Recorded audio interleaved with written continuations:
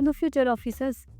आज हम इस वीडियो में देखेंगे कि how to study and what to study, क्या पढ़ना है और कैसे पढ़ना है। इसके बाद हम कल शेड्यूल में देखेंगे कि नेक्स्ट 75 डेज का कब क्या कैसे पढ़ना है।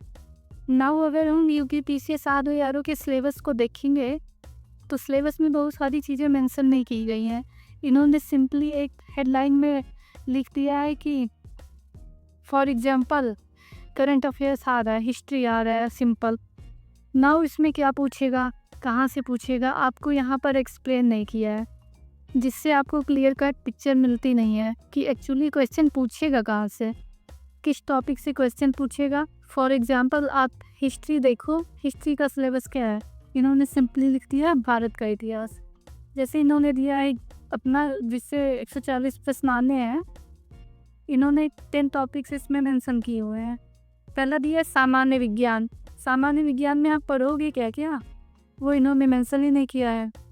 सेकंड दिया है भारत का इतिहास। थर्ड है भारतीय राष्ट्रीय आंदोलन। फोर्थ दिया है इन्होंने भारतीय राजतंत्र, अर्थव्यवस्था एवं संस्कृति। फिफ्थ है भारतीय कृषि, वाणिज्य एवं व्यापार। सिक्स है जनसंख्या, पर्यावरण एवं नगरीकरण। सेवंथ है विश्व भूगोल तथा भारत का भूगोल और प्राकृतिक संसाधन। एट्थ दिया है इन्होंने अधुनातन राष्ट्रीय तथा अंतर्राष्ट्रीय महत्वपूर्ण घटनाक्रम, मीन्स करंट अफेयर्स से ये। नाइन्थ दिया है सामान्य बौद्धिक क्षमता, ये हो जाता है आपका रीजनिंग और मैथ। नेक्स्ट दिया इन्होंने उत्तर प्रदेश की शिक्षा, संस्कृति, कृषि, उद्योग, व्यापार एवं रहन सहन और सामाजिक प्रथाओं के संबंध में विशेष जानकारी।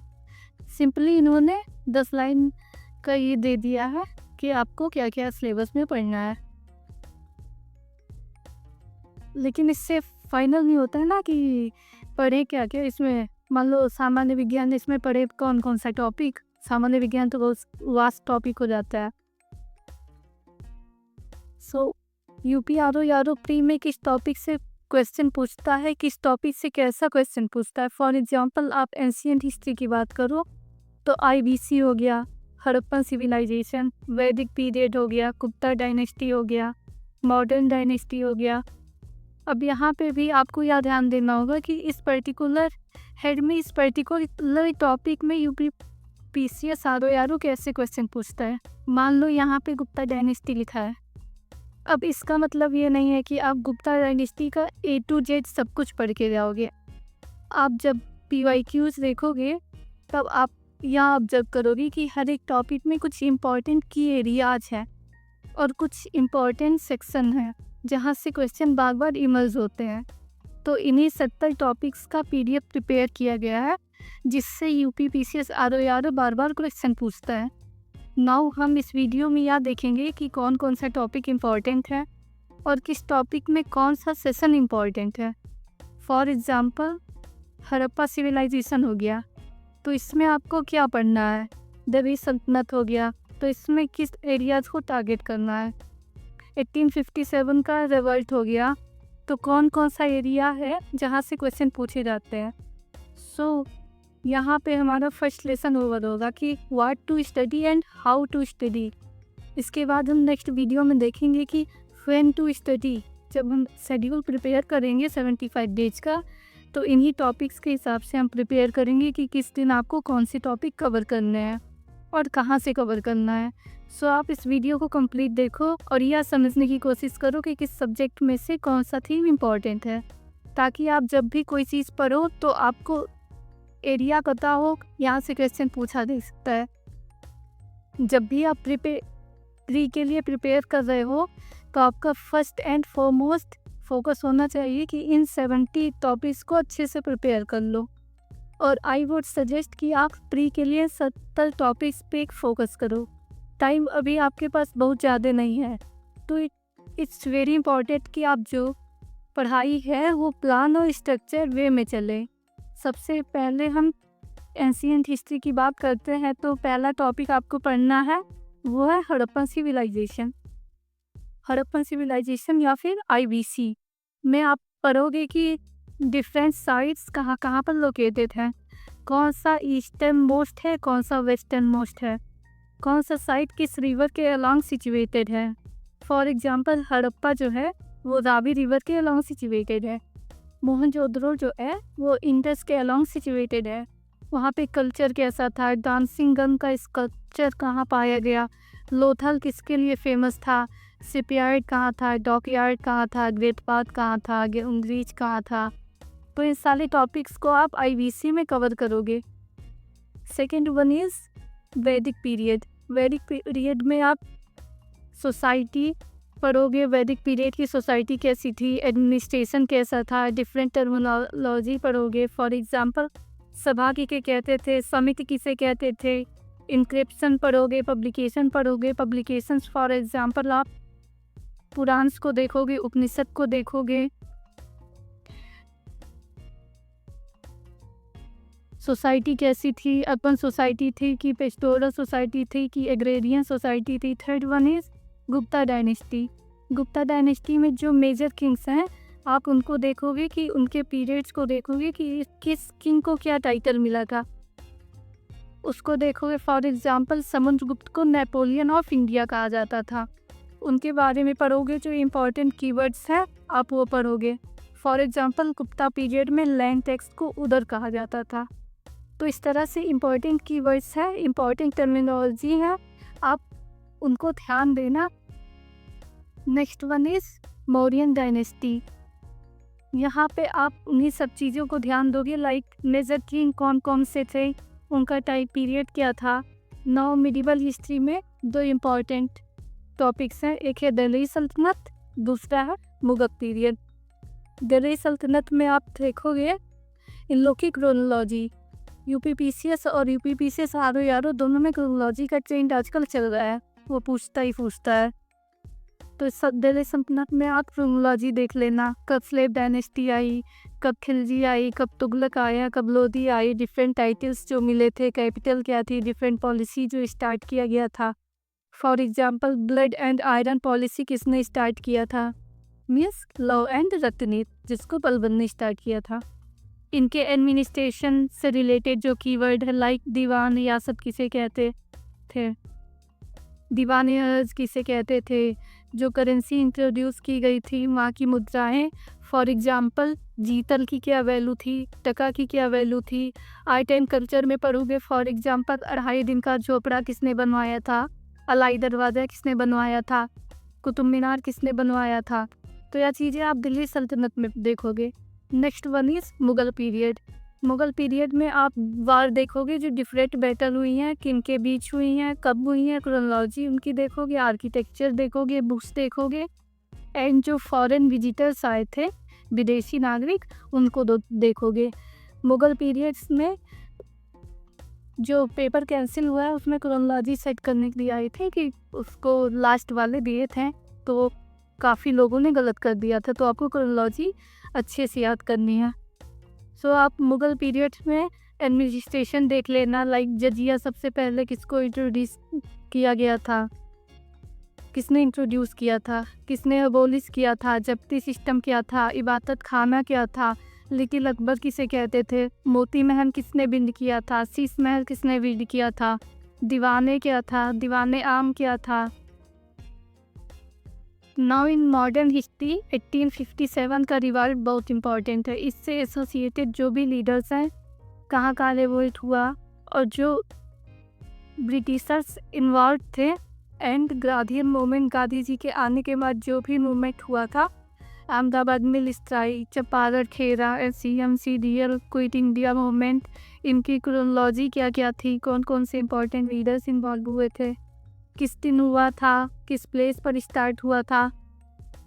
गांधीयन मूवमेंट के साथ साथ आप इंडियन नेशनल आर्मी बोस वाली, उसको भी अच्छे से पढ़ लेना। डिफरेंट गवर्नर जनरल की क्रोनोलॉजी प्लस उनका वर्क देखो, कौन से गवर्नर ने क्या क्या किया था। गवर्नर जनरल में 1857 से पहले वालों को भी आप अच्छे से देख लेना। मोस्ट ऑफ द क्वेश्चन वहीं से पूछे जाते हैं। 1857 के पहले जो जो गवर्नर थे उनके काम क्या थे। Next one, Indian National Congress and different organization. Indian National Congress की इम्पोर्टेंट सेशन कहाँ पे हुए थे, किस प्लेस पे हुए थे, कौन प्रिसाइड किया था, अगर कोई इम्पोर्टेंट रेजोल्यूशन हुआ था उस उसमें, तो उसको भी अच्छे से देख लेना। प्लस जो इंडियन नेशनल कांग्रेस के अलावा ऑर्गेनाइजेशन बने थे उनको कौन से फाउंडर्स थे। इसके बाद important books, newspaper and authors.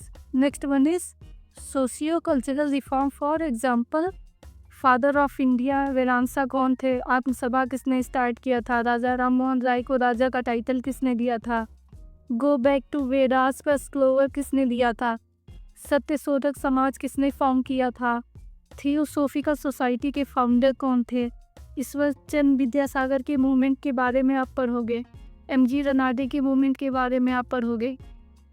इसके बाद रिवॉल्यूशन मूवमेंट यहाँ पे जो इंडिया में हुआ था उसको भी पढ़ोगे, प्लस जो इंडिया के बाहर हुआ था उसको भी पढ़ोगे। फॉर एग्जांपल, लाहौर कॉन्स्पिरेंसी, कापोरी कांड, अलीपुर कॉन्स्पिरेंसी, राम प्रसाद बिस्लिम के बारे में भी आप पढ़ोगे, भगत सिंह के बारे में भी पढ़ोगे, बाबा जतीन के बारे में पढ़ोगे, किस ऑर्गेनाइजेशन से इनका लिंक था आप इनके बारे में देखोगे। Now in polity easy section होता है। पॉलिटी में आपको ये 6 टॉपिक पढ़ने हैं। सबसे इम्पॉर्टेंट है आर्टिकल्स तो हमेशा ही पूछता है, पार्ट्स, शेड्यूल्स और इम्पॉर्टेंट अमेंडमेंट्स। ये 4 चीज़ें जो हैं वो आपको रटी हुई होनी चाहिए। देखो, पार्ट्स याद कर लोगे, शेड्यूल्स याद कर लोगे, इम्पॉर्टेंट अमेंडमेंट्स याद कर लोगे, बट आर्टिकल आपको सब कुछ नहीं पढ़ना है। एटलीस्ट जो फंडामेंटल राइट हैं, DPSP हैं, फंडामेंटल ड्यूटीज़ 51A तक आपको हर चीज़ याद होनी चाहिए, आपके टिप पर होनी चाहिए वो। उसके बाद जो PYQs में दिया गया है एटलीस्ट वो तो याद कर लेना आप। फॉर एग्जांपल, कॉन्स्टिट्यूशनल बॉडीज़ के आर्टिकल, नॉन कॉन्स्टिट्यूशनल बॉडीज़ के आर्टिकल, इनके कंपोजिशन कौन प्रिसाइड करता है या रिपोर्ट किसको सबमिट करते हैं। इसके बाद जो सेकंड था वो है Panchayati Raj. Next one is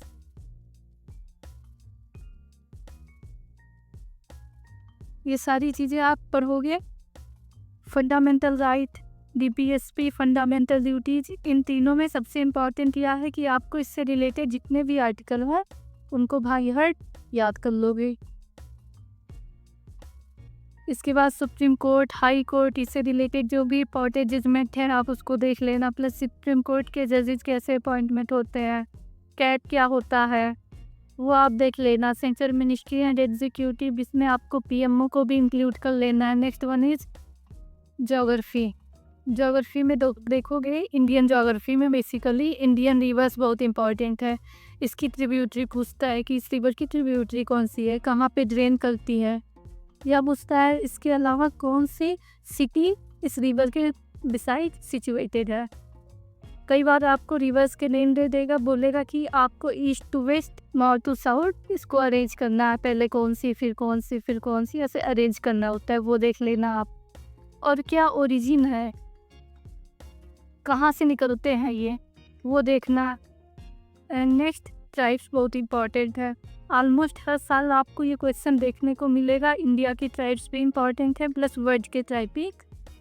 इसके बाद lakes, mountain, peaks, waterfalls, dam, या सारी चीज़ें जो लूसेंट GK वाली है ना वो आप देख लेना। मिनरल्स, इंडस्ट्रीज, लोकेशन और इंस्टीट्यूशन के हेडक्वार्टर, जो भी मेजर मिनरल है, माइनर मिनरल है, उनको आप देख लेना।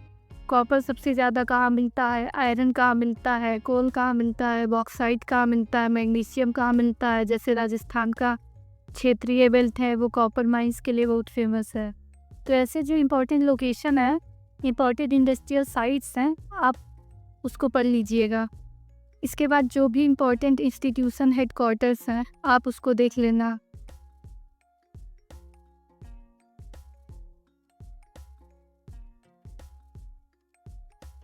Next one is Indian monsoon and vegetation. यहाँ पर आप बेसिकली देखोगे कि साउथ वेस्ट मानसून का क्या पैटर्न है, कोरियोलिस फोर्स क्या होता है, रिट्रीटिंग मानसून क्या होता है, एवरग्रीन फॉरेस्ट क्या होता है, कहाँ पाया जाता है, किस टाइप की ट्रीज पाई जाती हैं, डेच फॉरेस्ट कहाँ पाए जाते हैं, सोर्स कहाँ पाया जाता है, यूपी का स्टेट फ्लावर क्या है। Next one is mapping. World geography में सबसे इम्पोर्टेंट मैप है, और मैप को प्रिपेयर करने का सबसे अच्छा तरीका ये होता है कि आप खाली मैप लो, उसमें खुद जा करो, खुद पॉइंट आउट करो, एक एक कॉन्टिनेंट आप लेके बैठो और उसमें जो भी इम्पोर्टेंट लोकेशन है, चाहे माउंटेन्स हो गया, रिवर्स हो गया, डेजर्ट्स हो गया, ग्रासलैंड हो गया, ये सारी चीज़ें मार्क कर लेना। इस तरह आप इसको पढ़ोगे तो बहुत कम चांस है कि आप इसको भूलोगे। कौन सी कंट्रीज़ के प्रोडक्शन में सबसे टॉप पे है, जैसे मिंजप्स हैं, उनमें कौन सी कंट्री टॉप पे है। मैनचेस्टर ऑफ ईस्ट किसको कहा जाता है। फूड इंडस्ट्रीज़ क्या है, ऑटोमोबाइल्स के लिए वर्ल्ड की कौन सी कंट्री या फिर कौन से लोकेशन फेमस है, कौन सी इंडस्ट्रीज़ कहाँ लोकेटेड है, उसको आप देख लेना। Next one is local winds, ocean currents, valleys कहाँ पाया जाता है, टाइफून कहाँ पाया जाता है, हरिकेन कहाँ पाया जाता है। ओशियन करंट में कौन सा ओशियन करंट है, कौन सा कोल्ड करंट है, कौन सा हॉट करंट है, ये आप देख लेना। ग्रासलैंड, घास के मैदान बहुत से इम्पोर्टेंट है। पंपास कहाँ पाया जाता है, पेरीज कहाँ पाया जाता है, desert rivers. Next one is agriculture, major crop के प्रोडक्शन में कौन कौन सी कंट्रीज टॉप पे है एंड प्रोडक्टिविटी में कौन सी कंट्रीज टॉप पे है, इसको देख लेना। सबसे पहले वर्ल्ड में देखो कौन सी कंट्रीज टॉप पे है, उसके बाद इंडिया में कौन सा स्टेट टॉप पे है, उसके बाद यूपी किस क्रॉप में किस मिनरल में हाईएस्ट है। Now next one is economics. Economics में आप करंट अफेयर्स से पढ़ोगे plus budget economics survey of UP and India दोनों पढ़ोगे। इसके बाद 5 ईयर प्लान्स पढ़ लेना, कब कौन सा प्लान आया, प्लान का क्या थीम था और पर्टिकुलर प्लान किस मॉडल पे बेस्ड था, उसको देख लेना। एक्सटर्नल ट्रेड इम्पॉर्टेंट है और उसका डाटा आपको बेसिकली जो नया इकोनॉमिक सर्वे आएगा वहाँ मिलेगा। पावर्टी अनएम्प्लॉयमेंट काफ़ी इम्पॉर्टेंट है, लाइक पावर्टी एस्टिमेशन पूछता है, पावर्टी एस्टिमेट कैसे होता है, हेड काउंट रेशियो से, कि कैलोरी इनटेक से, कि पर कैपिटा इनकम से। जो डिफरेंट कमिटीज़ बनाई गई थी, तेंदुलकर कमिटीज़, अलग कमिटीज़, रंगराजन कमेटी, उनके क्या रिकमेंडेशन थे, कल्चरल पावर्टी क्या होता है, साइक्लिक पावर्टी क्या होता है, अनएम्प्लॉयमेंट में कौन कौन से टाइप के अनएम्प्लॉयमेंट होते हैं। इसके बाद economics terms like national income, GDP, GFP, marginal man concept क्या होता है, मिसिंग वुमन टर्म्स सबसे पहले किसने कॉइन किया था, यह सब देख लेना। इसके बाद डिफरेंट इकोनॉमिक्स कर्व्स किससे रिलेटेड है, फॉर एग्जांपल फिलिप्स कर्व हो गया, लॉरेंस कर्व हो गया, गिनी कोएफिशिएंट कर्व, कंसेंट कर्व हो गया, लॉफर कर्व हो गया। Next one is current affairs में आप पढ़ोगे गवर्नमेंट्स की कौन कौन सी स्कीम चल रही हैं। इसके बाद इसके पहले भी जो स्कीम्स थी इम्पोर्टेंट है वो सब भी।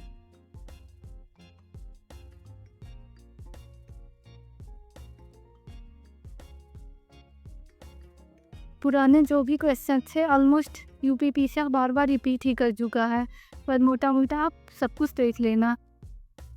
इकोसिस्टम एंड बायोडाइवर्सिटी, इसमें जो भी मेजर चीज़ें हैं, सबसे पहले तो इकोसिस्टम का डेफिनीशन क्या होता है, इन्वायरमेंट का डेफिनीशन क्या होता है, बायोडाइवर्सिटी हॉटस्पॉट क्या होता है, बायोडाइवर्सिटी लॉस कैसे होता है, UNESCO man and biosphere reserve क्या होता है, ये सारी चीज़ें इंपॉर्टेंट हैं। Next one is environment pollution, green house gas कौन कौन से है, कहाँ से निकलते हैं, ओजोन डिप्लेशन, इससे रिलेटेड जो भी गैसेज हैं। Next one is wild life sanctuary, national parks, Ramsar sites, biosphere reserve, जो भी इंपॉर्टेंट है उनको देख लेना, प्लस जो करंट अफेयर्स में है उनको भी देख लेना। Next one is environmental act plus project launch date बार पूछता है, लाइक प्रोजेक्ट टाइगर कब लॉन्च हुआ, प्रोजेक्ट एलिफेंट कब लॉन्च हुआ, वाइल्ड लाइफ प्रोटेक्शन एक्ट कब लॉन्च हुआ, बायोडाइवर्सिटी एक्ट कब आया, नेशनल ग्रीन ट्रिब्यूनल एक्ट कब आया। तो इनके डेट्स बहुत इंपॉर्टेंट है, वो देख लेना। नेक्स्ट वन इज SDG जितने भी हैं सस्टेनेबल डेवलपमेंट गोल 17 के 17 वो आपको याद होने चाहिए, उससे क्वेश्चन पक्का आता है। इसके बाद जो भी इंपॉर्टेंट समिट्स हुए हैं, कॉन्फ्रेंस हुए हैं, कन्वेंशंस, प्रोटोकॉल जो भी इंपॉर्टेंट और हिस्टोरिक हैं उनको सबको देख लेना आपको। For example UN conference on environment and development important है, कार्टेज प्रोटोकॉल इम्पॉर्टेंट है, मॉन्ट्रियल प्रोटोकॉल इम्पॉर्टेंट है, फर्स्ट अर्थ समिट कब हुआ था, ये सब इम्पॉर्टेंट है। Rio+20 क्या है इसको देख लेना, एजेंडा 21 क्या है इसको देख लेना। नेक्स्ट वन इज एनवायरमेंटल डेल्सलाइट नीज क्या होता है, इकोटोर्स क्या होता है, बीओडी क्या होता है। BOD means biological oxygen demand, COD chemical oxygen demand क्या होता है। ये सारी चीज़ें जो है वो इम्पॉर्टेंट हो जाती हैं। इंडेंजर्ड स्पीसीज देख लेना, मेन जो भी स्पीसीज हैं। नेक्स्ट है साइंस, जनरल साइंस में सबसे पहले बायो देख लेना। बायो में डिजीज एंड कॉजेज, बायो में आपको देखना है डिजीज एंड कॉजेज, किससे क्या क्या होता है, एनीमिया कैसे होता है, गॉइट किसकी डिफिशियंसी से होता है, मिलीमेटा कैसे होता है, ब्लू बेबी सिंड्रोम क्या होता है, किसकी वजह से होता है। नेक्स्ट वन इज विटामिन, इनके सोर्स प्लस इनकी डिफिशियंसी से क्या होता है। यहाँ पे विटामिन के नेम के साथ साथ इनके जो केमिकल नेम है उनको भी पढ़ लेना। फॉर एग्जांपल विटामिन ए को रेटिनॉल कहते हैं, विटामिन B1 को थायमिन कहते हैं, सी को एस्कॉर्बिक एसिड कहते हैं। यह सब आप देख लेना। कई बार विटामिन ए की जगह रेटिनॉल दे देता है, तो ये इम्पॉर्टेंट टॉपिक है, विटामिन से भी क्वेश्चन पूछे ही जाते हैं। Next one is plant physiology, यहाँ पे जाइलम क्या है, फाइलम क्या है, क्या काम होता है इनका, ये सब आप देख लेना। प्लांट फिजियोलॉजी में जाइलम, फ्लोएम ये सब देखना होता है। ऐसे भी क्वेश्चन मिल जाएंगे कि पोटैटो रूट है कि स्टेम है, कैरेट रूट है कि स्टेम है, कौन सा फ्रूट फर्स्ट फ्रूट होता है, तो इस टाइप के क्वेश्चन यहाँ पे आएगा।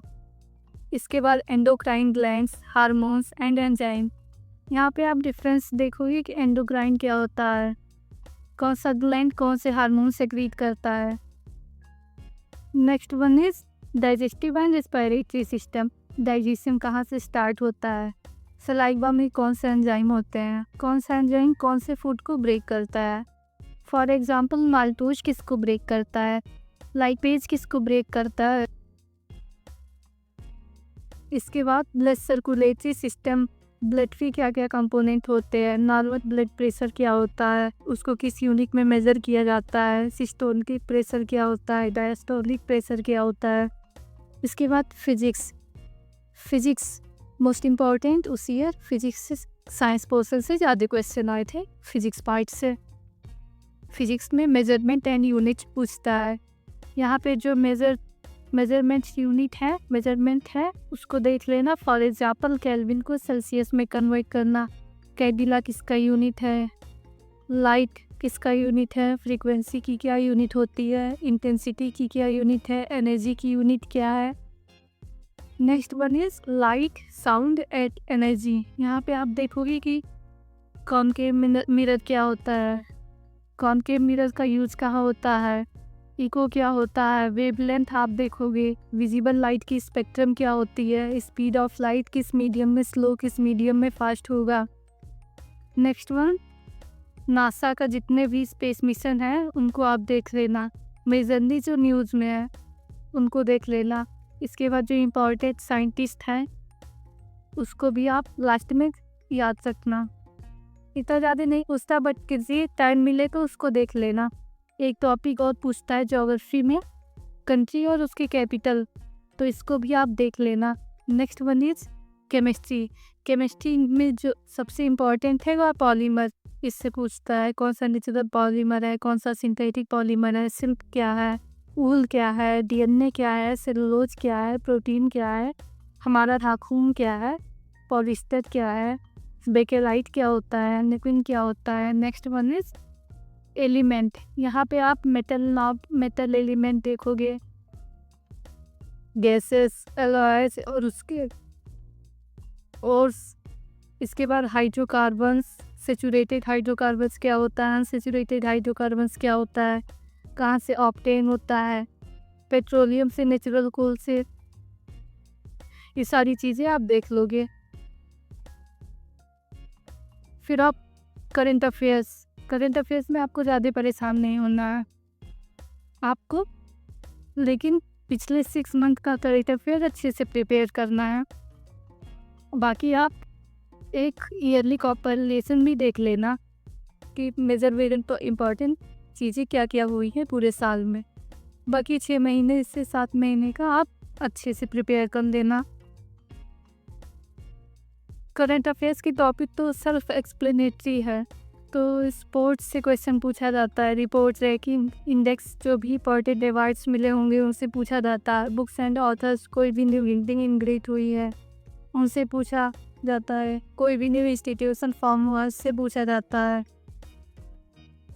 न्यू अपॉइंटमेंट जो भी हुए उससे पूछा जाता है, समिट जो हुई हैं उनसे पूछा जाता है, उसमें क्या एग्रीमेंट हुआ है वो भी पूछा जाता है। ये सभी मेजर इंपॉर्टेंट टॉपिक्स हैं।